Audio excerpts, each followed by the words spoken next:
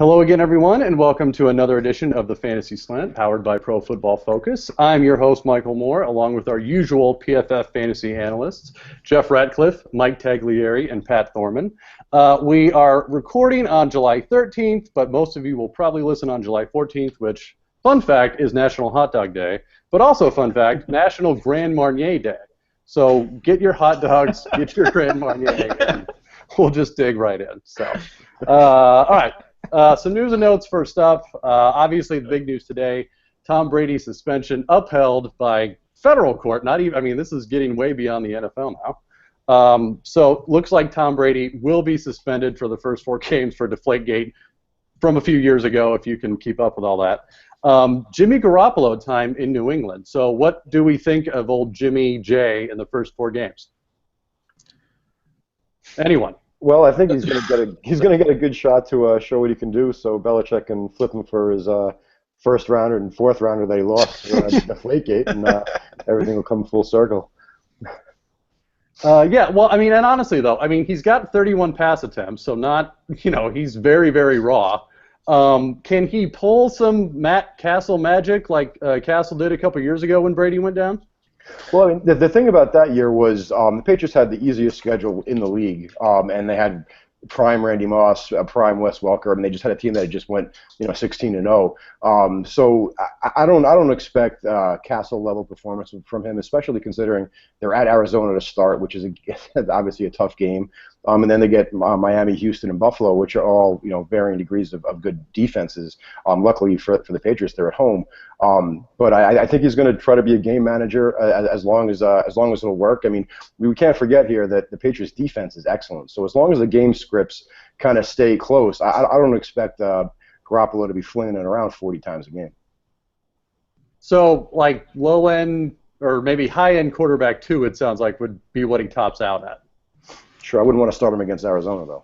Yeah, no, that's week 1 too, isn't it? Against Arizona? It's a Sunday night game in Arizona. Yeah, no, I was looking at that too because I was debating where if you're in 2 quarterback leagues and you're debating going with Tom Brady and something like that, you want to think about who are you going to use for those first 4 games, and Garoppolo is obviously someone that comes to mind just because it's an obvious replacement, but he's a system guy. I think he's just going to be that check down master. I don't think they really even have the receivers to break open down the field. Julian Edelman, he's still dealing with that foot thing.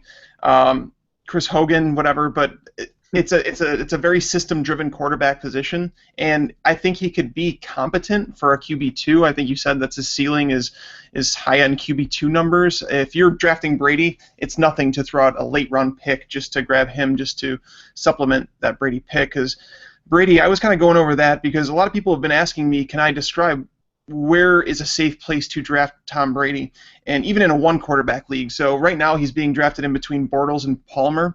So when you look at those guys, I've kind of gone through the data over the last 5 years and looked at it, and Tom Brady is a QB1 about 55% of the time, whereas those guys, Bortles and Palmer, roughly a third of the time. So Brady's 6 to 7 QB1 games still outweighs their 5 to 6 QB1, and that doesn't even count in your replacement, like somebody like a Tyrod Taylor that you can get in the later rounds, Marcus Mariota, someone like that. I still think Brady is rock solid. I think he's like my QB7 right now, despite the suspension, just because what he offers you when he's actually on the field. Yeah, I think that's spot on. That's exactly where I have Brady as well. I don't have Bortles anywhere near there. I don't get what's going on. I guess people just want to look at last year, look at the numbers, and then just assume that that's exactly what's going to happen this year, and completely overlook the fact that Chris Ivory being in the mix, a better early down runner than T.J. Yeldon, is going to completely reshape what that offense does.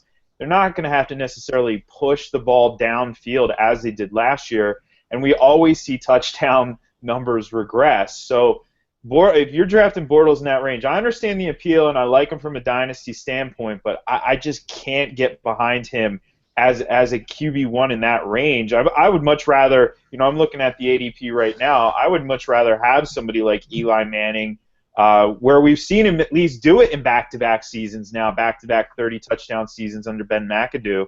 But to go back to the point, and I'm going to keep banging the drum on this one, Mike, I agree with you 100% where you draft Tom Brady in a 1-quarterback league, but in a 2-quarterback league, and we've been talking about these Scott Fishbowl leagues, which is 2-quarterback format, In a 2-quarterback league, you can't draft Tom Brady in the same spot. The replacement value is nowhere near as high. What is your replacement value in a 2-quarterback league? So you're talking roughly 31st. If you're lucky, you're getting the 31st quarterback as your replacement quarterback. So you're going with Sam Bradford, Jared Goff. I mean, who are you going with there? RG3, Blaine Gabbert. The host shot across the bow. Who are you going with, though? And that's the problem. So, it's an area that maybe we don't pay a lot of attention to because there aren't a ton of 2-quarterback formats out there. I think there should be more of them.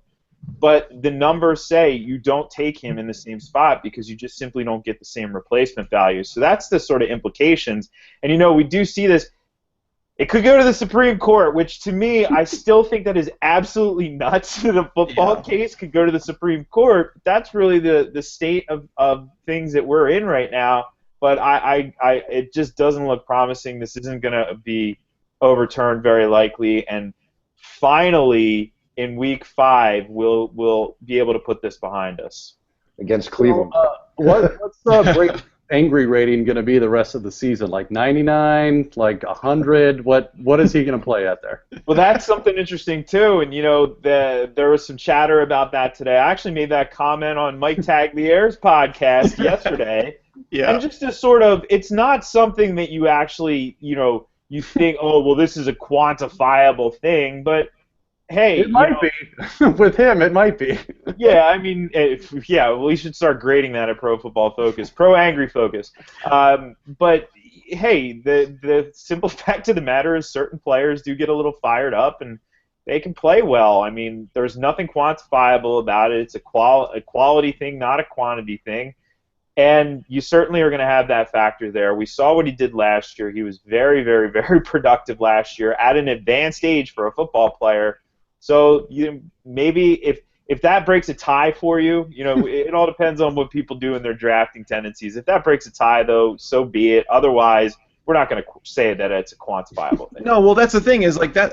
I'll chime in real quick. So I know we don't want to spend too much time on it, but here's the thing. So that's like saying that the clutch gene does not exist. So like that's basically saying like throughout the entire game, this guy's not trying, but then when it's clutch time or it's the end of the game, they try harder. So if you're saying that motivation can't play any role in how Tom Brady plays at all, I don't believe that, because if you do believe that, then you can also say that clutch is no such thing, that there is no such thing as playing under pressure, because you're talking about the same principle. And on the other end, I'm pretty sure Jay Cutler's angry rating's like 30 or like 25. Well, it's hard to play when you have the cigarette in your mouth the whole game. Look, I mean, you got to keep it steady. It's impressive. I'm not going to lie. One more point on Brady. I know we don't typically, especially when we have short benches, like to draft in 1-quarterback leagues, like to draft a backup. But if you take a look at some September schedules, a guy like Romo, who you can get in the 13th, maybe 14th round in some drafts, Stafford's going a little bit after him. Both of those guys have really, really easy early schedules. So if you have a little bit bigger roster and you don't mind grabbing that second quarterback, you can start Romo for the first 4 weeks. I think he's got San Francisco, Chicago, the Giants, and Washington. Which I'm calling quarterback 1 the first 4 weeks. Right? Yeah. So I mean, you can ride him for a while, then ride Brady, angry or not, after that, and I think you'd be in pretty good shape. And just to add in here real quick, a little stat that I came across. So I was looking at Drew Brees. I have this kind of Drew Brees, Ben Roethlisberger thing going on in my drafts where I'm basically getting one or the other in 1-quarterback leagues. So I was looking at Brees and top 10 single-season passing numbers all time. Brees has 5 of the top 10 all-time single-season passing numbers, 4 or 5,000-yard seasons. Unbelievable. But the only other name on that list to appear twice, Matthew Stafford. Not Brady, not Peyton Manning, not Dan Marino. Matthew Stafford and Drew Brees account for 7 of the top 10 single passing seasons of all time. Matthew Stafford and his 700-plus attempts. Well, the Calvin Johnson version of Matthew Stafford. I'd like to see that without Calvin Johnson one year. But all right, so that was a lot of Tom Brady talk. I think we covered it pretty well. Let's move on. We'll stay in division in the AFC East. Karlos Williams, Bills running back, and again, it's the offseason, so bear with us. showed up to camp 20 to 25 pounds overweight. He will be conditioning for the next few days. Williams was a very intriguing guy, I think, in any kind of format. He's the at least currently, immediate backup to LaShawn McCoy. Had a very good rookie season. I mean, 5.5 yards per attempt. Does this do anything to change your guys' mind on where you draft Williams? Whether it's a really deep redraft league or dynasty or anything like that. I'm not really that worried about Karlos Williams right now. He's a kid. He just had his 23rd birthday. He just had a baby. He came forward and said, "I know I'm overweight. Look, my girlfriend, she was pregnant. I got pregnant with her. It's my fault. I got to pay for this." And he's kind of owned up to it. And 25 pounds, I mean, obviously that's not ideal, but it's a guy like these football players, he's going to drop the weight. Once you're at that weight for a long time like he was, he's going to drop it. I think, if anything, LaShawn McCoy is the main beneficiary here. The Bills' run game wasn't the issue with their team last year. It was their defense. And the addition of Rob Ryan, I don't think that's going to help any matters. It honestly might help LaShawn McCoy in PPR formats. But like Karlos Williams, he didn't catch very many passes last year. Even when McCoy was out, Karlos Williams didn't do very much in the receiving game. But I don't see this as a huge concern unless we get into actual training camp and he's still 20 pounds overweight. But I like the fact that he owned up to it. He said that, yes, I know I'm overweight and I'm going to work my ass off to get there. So I'm okay with it. Yeah, I agree. I'm kind of waiting to see. For right now, maybe you take a little lighter touch if you're drafting MFL 10s. You don't grab where you were if you were grabbing him. See how he is once camp opens. See how he is a week into camp when they're starting to sweat everything out. Like Mike said, he's a young guy. 25 pounds is nothing to sneeze at, but at the same time, you drop 3-4 pounds a week. You still got 6 weeks left till the season starts. Even more, 7 weeks left. He can definitely get that off. The one thing is they do have a really deep depth chart. Jonathan Williams is a pretty good runner. In 2014, PFF graded him pretty highly, both in elusive rating and rushing grade. So if Karlos Williams does slip, if he's not really serious about losing this weight, he will fall down the depth chart. Gillislee's pretty good too. Yeah, and shout out to whoever at Roto World was on Blurbs for that one, because they put in parentheses dad bod, which I almost lost it when I saw that. Fantastic work there. Maybe it was RotoPad, who knows. But you look at this, I'm a little bit more concerned than you guys are, because 25 pounds isn't anything to sneeze at all. And I don't know if you can lose it in 6 weeks. That's a lot of weight, and that puts this guy up over 250. I don't know if you saw the pictures. He looks every bit over 250. So you have that. You have the fact that he's not necessarily going to be on the field, and you can't make the club in the tub. Well, you can't make it on the sidelines trying to lose weight either. Williams, Pat, you're spot on. PFF College loved Williams in 2014, missed basically all of 2015, but he did really well. He went over 1,000 yards in 2014, sharing time with Alex Collins. So this kid, he entered the league with 3 down potential. He's going to get extended looks as a result of this. And, if he impresses, for as good as Williams was last year, and he was darn good, 31st in fantasy scoring despite very limited touches. It seemed like he was scoring a touchdown, almost every other touch. It wasn't that extreme, but still, I'm concerned here. And whoever gets this job, that is the prime job right there. That's a backup to LaShawn McCoy. If LaShawn McCoy gets hurt, all of a sudden this is a borderline RB1 potentially. It depends on the time of season it happens, but certainly a very, very valuable position. I have concerns, and I part of it too is the fact that I really did like Jonathan Williams in the pre-draft process. Yeah, one interesting stat on Jonathan Williams. I know this year Paul Perkins broke a tackle every 3.2 carries, which led his draft class. Jonathan Williams did the same exact thing the year before. So I mean, he is an elusive guy. Well, yeah, and I think if I had here, I think I'd side with you, Jeff, with the strength, like you said, Pat, of the depth chart. I mean, it's more likely that one of those guys jumps ahead. I mean, it's not like you're dealing with the 49ers depth chart at running back. We're after Carlos Hyde and maybe Sean Drone, there's a big drop-off. I mean, there's 4 guys that they really like, and any one of those guys that does anything like this to, I guess, handicap himself could really hurt him down the season. But all right, last news and note real quick. Touch on the Tampa Bay receiver situation. Some talk of Vincent Jackson maybe playing in the slot, maybe Kenny Bell playing outside. I guess the big question is, does it matter? Because Mike Evans is going to get all the targets. I don't think it changes very much, honestly, because Vincent Jackson, it could be like that Larry Fitzgerald type move to the slot, but here's the thing. He's been playing in the slot quite a bit. I went and looked at the numbers, and he's played over a quarter of his snaps the last 2 years out of the slot, and then if you go to 2013, 38% out of the slot. So it doesn't really change much to me, but I've heard about Kenny Bell. I've heard that he's on the roster bubble, fighting with Dye for an actual roster slot. So I think he's irrelevant in redraft leagues this year. I think Mike Evans and Vincent Jackson are the ones. And then you look to the tight end position. If Safarian Jenkins can, I don't know what the heck he has to do, but he's got to do something to get back in the coach's good graces because this guy, he's so big and he could be so good, like with his size and speed and everything, and he's in the perfect offense. I mean, Mike Evans and Vincent Jackson are going to take some attention away from you over the middle of the field, especially if Jackson goes into the slot. So I could see it happening with Jackson, but I don't see whoever emerges opposite of Mike Evans on the outside to be very relevant. I mean, Louis Murphy, is he going to go to the bench? I mean, he played decent last year. I mean, he wasn't awful. ACL out in November, so he's a little bit behind the curve, Murphy. Yeah, I mean, but he was decent. He's locked in a museum, half drunk. That really happened. I mean, that really happened. He woke up after, I guess, a wedding where he took a nap, and where'd everybody go? We've all been there. We've all been there, waking up in a museum after a wedding. Frank Underwood. Who hasn't? You know? Did the dinosaur bones come alive? Oh, man. That is a cricket one. Yeah, and I think, you know, to sort of follow up with what you said, Mike, I mean, Tampa Bay was 22nd in pass attempts last year. And, look, I do expect them to pass more, but I don't expect them to suddenly be the Saints and passing, 70 times a game or the Lions or whatever. So, yeah, I think Vincent Jackson, look, MFL 10, he's probably a decent value way down there. Redraft, he may be super late, if that. So, yeah, it's just interesting because whoever it is, it's going to be getting, a lot of single coverage thanks to Mike Evans. So whoever gets it could potentially have some value, but it's not like they're going to steal the show there.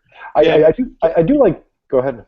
Oh, just to be clear here, too, we'll hear from one beat writer one thing, and then we'll hear from another beat writer something else. So I'm not buying that he's on the roster bubble necessarily. I mean, you look at the Eagles as a great situation, or a great one as well.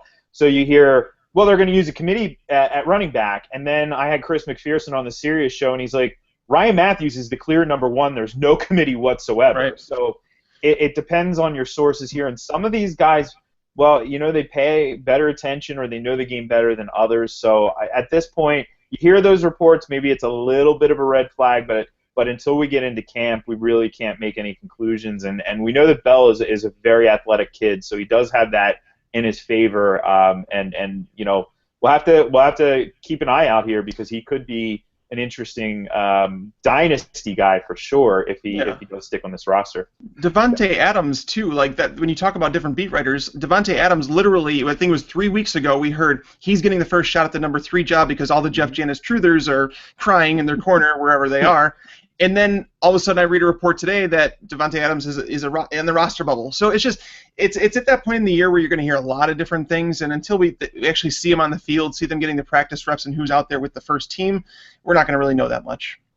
That's true. They got to get clicks. So someone's on the roster bubble, it's going to get a click. So, but one more thing on Bell real quick. I do like him in Dynasty. I mean, because Jackson's not going to be around forever. Like Jeff mentioned, he's a super, super athlete. I mean, he's over 90 percentile in burst and agility. He's got a huge catch radius. I know PFF or CFF graded him pretty well at Nebraska, despite some pretty low volume. So I wouldn't go divesting of Kenny Bell shares just yet in Dynasty. Okay, very good. Yeah, it's something to monitor, but not something to, like you said, Pat, invest a whole lot of time and attention in just yet. So, all right. Well, before we get to the red hot takes of running backs, let's take a quick break, and we'll be right back after this.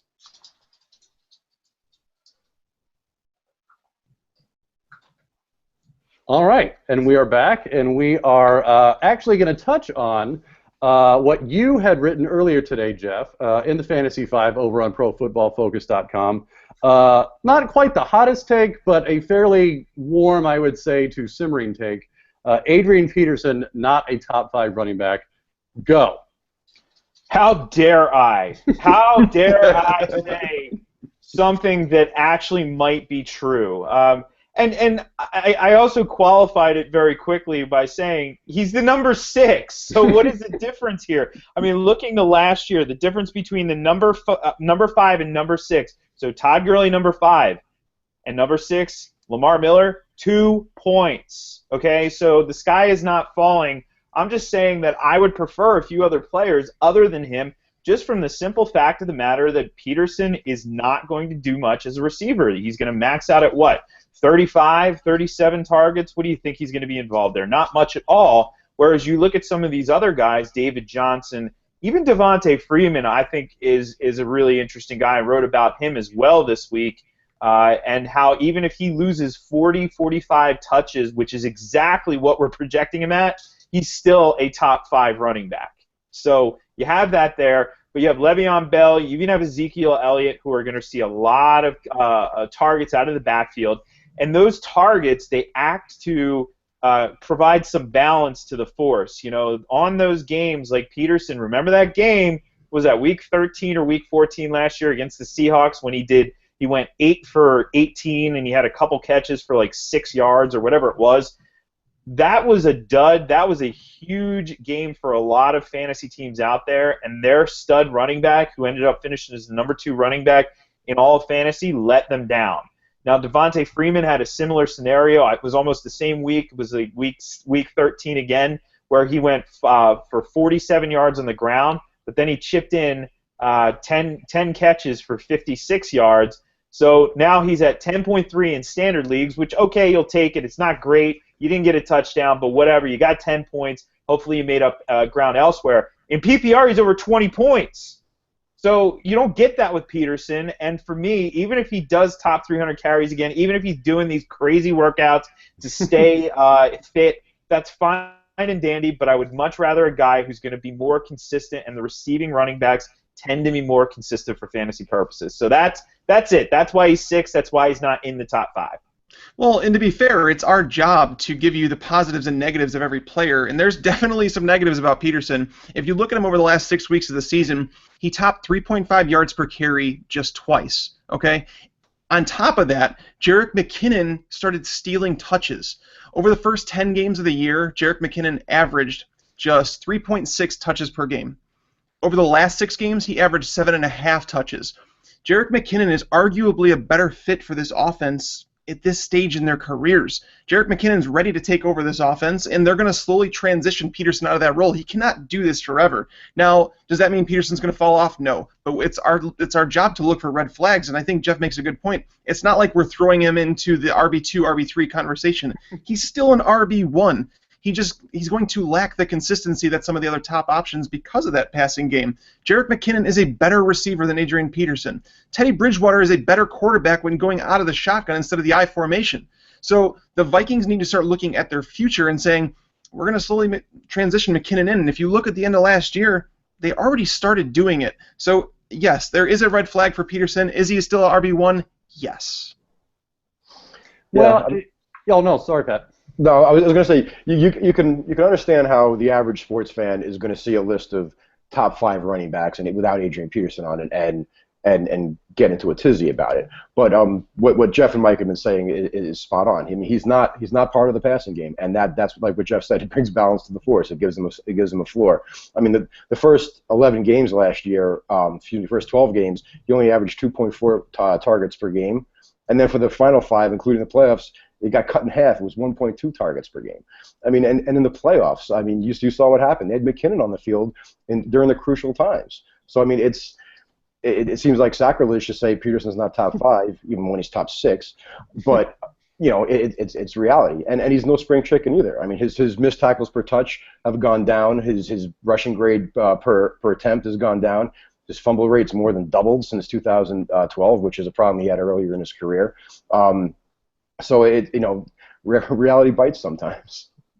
Well, yeah, and sort of touching on what Jeff had mentioned, I think it was a couple episodes ago even, we had talked about sort of the evolution of the position where, look, they may not be rushing for 1,500 yards as top fantasy running backs, but they'll get 1,000 rushing and another 6, 7, 800 receiving. I mean, look at all the running backs that do that now. I mean, there's just way more than there ever was, and those are the guys that, that makes up the difference between number 1 and number 5. And yeah, I agree with you, Pat. I mean, Adrian Peterson was the top fantasy running back for multiple years, which is a feat in itself. And I think it's just sort of the headline, if you will, on, oh, he's not a top 5. Well, again, it's all relative. He's still good. He's still going to do well. He's just not top 5, and that's a fact. So, all right. Well, hopefully, Jeff, the Twitter mentions will cool down after that. Now that you got to explain yourself even further, but probably not. So just kidding. All right. We'll go to a little less hostile situation over in Baltimore. The running back situation, very, I don't know, confusing, murky, whatever you want to call it. They did name Justin Forsett the starter. Longtime veteran. He's been in Baltimore for, this will be his 3rd year now. But he's got a lot of intriguing options behind him. So, for week 1, are we still buying Justin Forsett as the starter there? No. Week 1, I would probably buy him. But what about week 2? About week 9 or week 12? I think, if gun to your head, you probably say at the end of the season, Justin Forsett has the most fantasy points. It's not sexy, but it's probably the right answer. We want to say it's Kenneth Dixon. He's the most dynamic of the 3. But the thing is, he has to jump Buck Allen if he wants catches. He's got to jump Forsett if he wants carries. So it's good. It should take him a while, even though he, like I said, he is the most dynamic of the 3. One thing that is in his favor, though, he was a good pass blocking back in college, and that's something that Allen was not good at USA or last year, and Forsett's not very good at it either. So, I mean, Forsett's kind of capped because his passing game work is not going to be there, and potentially goal line as well. But if I had to pick one by the end of the year that had the most points, I would probably still have to say Forsett. I don't think it would do much for. I don't think it for the Ravens to even say that anybody outside of Forsett's starting. I think it would be stupid on their part. So that's why I'm not even buying the whole thing. I don't even know if he starts week 1. I think Justin Forsett. He was a journeyman before 2014. Last year he was mediocre at best. I was looking at it. He had 16 combined targets and carries in every game up until the one he got hurt. He topped 10 fantasy points twice all year, and Joe Flacco was playing some of his better football, actually. So Justin Forsett, I don't think he's a good in between the tackles type runner. Javorius Buck Allen, I mean, he did well in the receiving game. I don't think he's a very good running back per se. But I think it's like too much of a one-dimensional thing with either or, which is why I think you can say Kenneth Dixon has an actual road to the starting job, because I don't think Forsett excels at anything. I don't think that Buck Allen excels at anything. I think they're 2 mediocre running backs, and which is, I think, why they actually drafted Kenneth Dixon. So me personally, I think I know Jeff and I had talked about this before about taking running backs who are boring, the guys that will, like taking Frank Gore, you'll end up in 3rd or 4th or 5th place. Whereas if you take somebody like Kenneth Dixon, he could be a league winner. Whereas Justin Forsett, we know what this guy is. He's a very boring option. And ever since they said this whole starting bit and that he'll get the starting job, he's been creeping up draft boards, and now I've seen him being drafted inside the top 30 running backs. I wouldn't touch him near there. Yeah, and this is an instance that's going to take some patience. We see it every year, right? You draft the rookie, he doesn't play in September, or he plays minimally, you cut him, and then all of a sudden the guy blows up in the end of October, and you didn't have him, and the team who did wins the championship. David Johnson, right? David Johnson, yeah, I was about to say. A few years ago. It happens year in and year out. And I'm not saying that Dixon is that guy this year, but I am saying that this could take a little bit of time. I think they do open up with Forsett in early down work. I don't think he's going to be much of a receiver, just like last year. We thought he was going to be more of a receiver. He wasn't. Buck Allen could have that work. Maybe Dixon gets that work immediately, but he's not going to have a heavy role. But then you look at what he did at the college level. So at La Tech, and that's a nice little program. I like La Tech. But you look at what he did. He had 87 touchdowns in his college career. He went over 5,000 yards, 5,400 yards rushing. So very productive, knows how to get it done. And, you think of guys like, David Johnson, he was very productive at the collegiate level as well. Not saying he's David Johnson. Oh, people are going to go out there on Twitter, Ratcliffe saying he's David Johnson. Not saying that. But you look at the situation in pre-draft, this was a guy who I actually pre-draft had number 2 in this class. I think a lot of people were looking at Henry as the number 2. Not me. It was Zeke, far and above everybody else, and then Dixon. And now it's sort of like Procise has crept up a little bit closer to Dixon, and they're kind of neck and neck. And maybe I like Procise a little bit more, but still, there's a lot to like about this kid. I just think it's going to take time. So you need to exercise patience. You're always going to need players to cut, but these sorts of guys, these super high upside guys who could be assets later on in the season, aren't those guys to cut, especially when you consider young legs do much better in November and December than old legs do. And by the way, Forsett, 31 years old, so no spring chicken by any means. Well, and look, let's face it, the Ravens have more receiving options this year than they've had in a long, long time. I mean, they're very deep at receiver. They're very deep at tight end. I mean, it's pretty obvious what they're thinking by their draft choices and who they signed this offseason. So, yeah, whoever the running back is, it's not like they're going to see a bell cow season with 300 carries or even 250. I think they'd be lucky to get to 225 as the top running back there. And again, I think they're probably going to pass it more, and whether that benefits Aiken or Steve Smith comes back like he always does or whatever. Yeah, it's going to be dicey, but yeah, I think we're all in agreement. Forsett is a little cautious pick, but Dixon's sort of the lottery ticket amongst all those guys. So one thing I will say for Buck Allen is he's the cheapest, and a lot of times in situations like these where everything is pretty murky, but there's still some upside to whoever wins the job. I mean, it's a pretty high value situation if one guy can break through. You throw a dart at the cheapest guy, and it might turn out to be a good investment. Yeah, especially in like an auction, you can probably get Buck Allen and Kenneth Dixon for pretty cheap in an auction, and kind of win whatever way it goes. I just don't, like I said, I just don't see Justin Forsett as the guy. I think we've been there, done that. I think that the Ravens, I can't believe that they were satisfied with their run game last year before he even got hurt. And they lost a simile. Yep. Well, and look, let's face it, the Ravens aren't afraid to play young guys, especially at running back position. I mean, we all remember Ray Rice with the same regime, head coach and general manager, burst on the scene very early on. So it's not like they're afraid. They're not going to have, John Fox syndrome of not playing any rookies like ever until their third year or whatever. So, all right. So Justin Forsett, might top out as a running back too. Buck Allen, whatever. But I wanted to touch on running back two. So not those running back ones, not your guys that you draft in the first or even the second round. But as far as running back twos, who do you guys like as far as value, and who will sort of be on that borderline running back one, running back two? Pat, we'll start with you.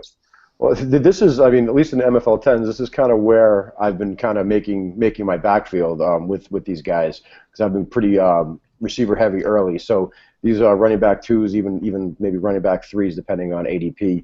I looked at my highest owned running backs, and the ones that fell into that general frame were Ryan Matthews, Jay Ajayi, Carlos Hyde, Duke Johnson, and Latavius Murray.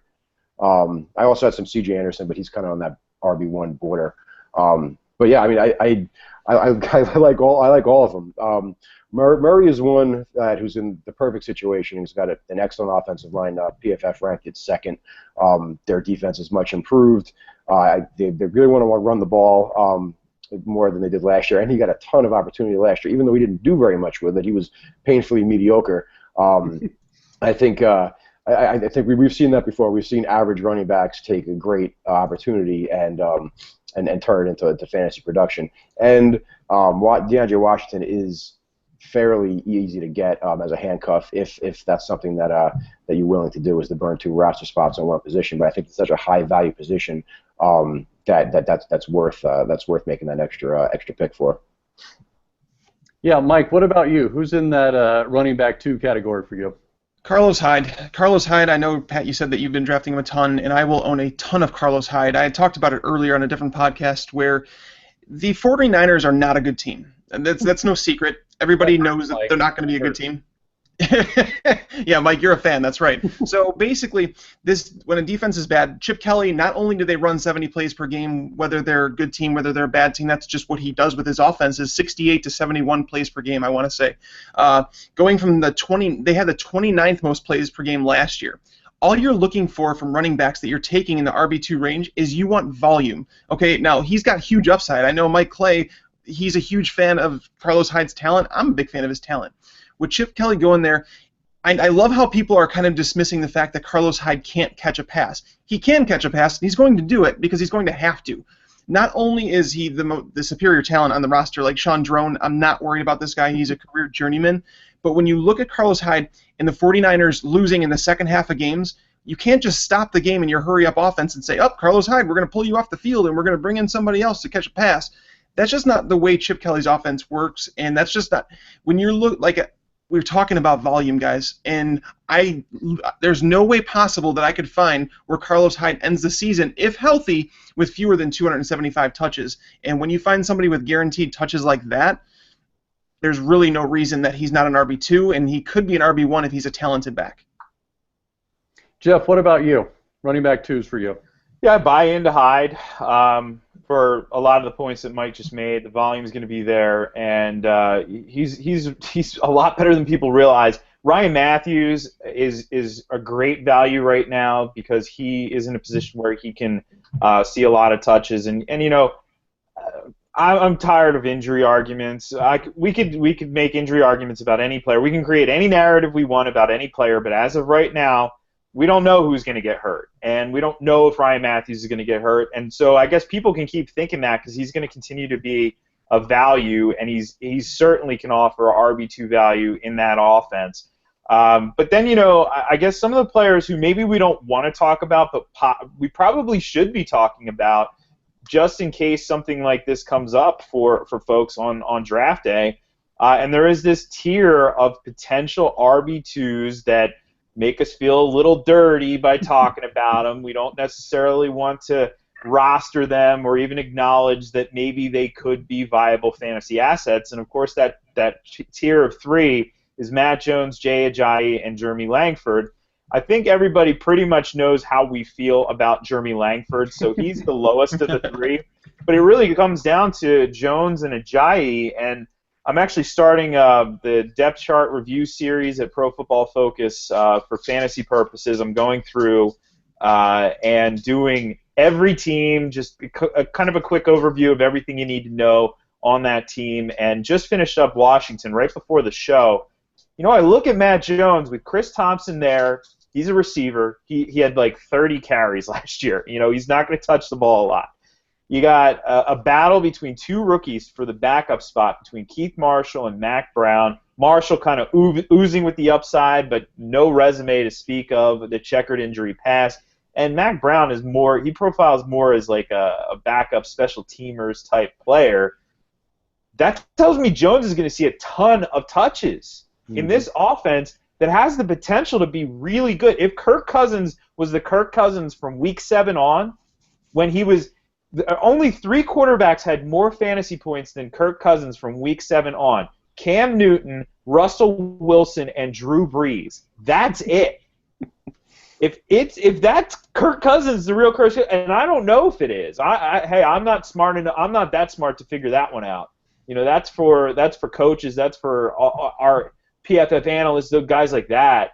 But if he's that guy in this offense, to sort of turbocharge with a deep threat in Deshaun Jackson, with a wide receiver playing tight end in Jordan Reed, with an improving Jamison Crowder, who everybody's raving about, with Josh Doxson as a red zone threat, and Pierre Garçon, who quietly finished as a top 36 wide receiver last year, there's a lot of opportunity for Jones. You know, it's as much as I don't want to admit it, I think you can get him as a value. I think that there's a big potential here, and it may be ugly at times, but he doesn't have to be a great performer on the field to be a great fantasy asset. We've seen that time in and time out as well. So I wanted to mention him here. I know a lot of people don't want to talk about it. They want to scoff at the notion, but there's a value breaking point for everybody, and Jones and even Ajayi too in a potentially very much improved offense under Adam Gase could potentially be values as RB2s this year. Well, Matt Jones, real quick, Matt Jones, the reason I started coming around on Matt Jones just a little bit more was because Keith Marshall was somebody I was taking late in NFL 10s because I felt like, okay, if Matt Jones sucks again, they're going to go to this guy they have, you know, on the depth chart. there's rumors that Marshall is actually on the roster bubble too, that he hasn't impressed at all in OTAs, so therefore it made me feel a little bit better about Matt Jones. And even if he isn't great, you talked about it, volume. That's all we look for in these guys. And those are the guys, he's being drafted outside the top 24 right now, but he could provide that low-end RB2 value just because of the volume. Yeah, it's Marshall and Brown are fighting for one roster spot. That's really what it is. And the other one, they'll be on the practice squad, so they can make an appearance later on in the year if they don't get snagged by somebody else. But yeah, that was the talk. It was the Washington Post actually put Brown ahead of Marshall and had Marshall off the 53-man. Now, I want to ask you guys one quick question, talking about roster bubbles and stuff like that. Ezekiel Elliott, obviously, he's the guy in Dallas, but do you see them carrying all 4 running backs, Zeke, Alfred Morris, Darren McFadden, and Lance Dunbar, or do you guys see a cut there? I think Dunbar is going to start on PUP. He had his patella tendon torn, so that's an injury that I've been a Dunbar truther for a couple of years now, but I am not optimistic that he's going to come back and be the same player that he was. Gotcha. Yeah, I wanted to ask you guys that because it's something I've been toying with and trying to figure out. But yeah, I can't see them keeping all 4 if they're all healthy. Well, and I know they're trying to trade one of them, which again, that's that's a futile attempt. I mean, trades of running backs, especially older ones, that's non-existent. If I had to pick one, I bet they cut McFadden over Alf though. That's what I would think. I'm pretty sure McFadden's a little more expensive, and the Cowboys are perpetually cap-strapped. They never have any money, so believe me, they're gonna re-sign like the punter, and they're gonna need to free up some money real quick, and they'll cut anywhere they can. So that wouldn't surprise me one. They did draft a kid, Darius Jackson, who is an absolute athletic freak. Yes, he is. For what it's worth, I hope maybe he raises some eyebrows in camp, especially if McFadden can't get back out there, and Dunbar can't get out there. But he's a guy that just keep in the back of your head. There you go. All right. Well, that will conclude not only running back talk, but this edition of the Fantasy Slant. I am Michael Moore, along with our PFF Fantasy hosts or analysts, and we will see you all next time.